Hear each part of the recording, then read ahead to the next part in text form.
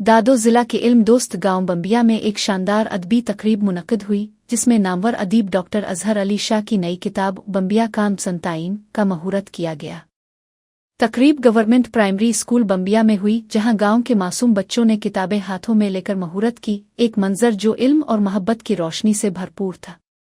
तकरीब की सदारत अदीब शायर ताज जुयू ने की, जबकि खास मेहमानों में अली दोस्त आजिज गिलशेर कोरीजो, सैयद नईम शाह, सईद पन्नेवर, राजा रफीक पन्नेवर शामिल हुए। गांव के नामियारी रिहायशी नदीम शाह, नसीर अहमद पन्नेवर, मिर्जा पन्नेवर, सैयद मिस्री शाह और दीगर ने भी दिलचस्पी से तकरीब में शिरकत की। मुकर्रीन ने तालीम की अहमियत पर जोर देते हुए कहा कि तालीम तरक्की, शऊर और रोशनी का रास्ता है।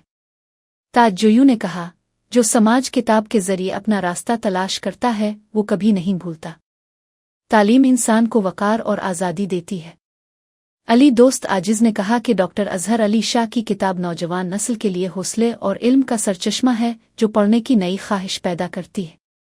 तकरीब में बच्चों ने बड़ी तादाद में शिरकत की और तालीम के हवाले से तकरीरें पेश कीं जो तकरीब का सबसे दिल छू लेने वाला हिस्सा बने।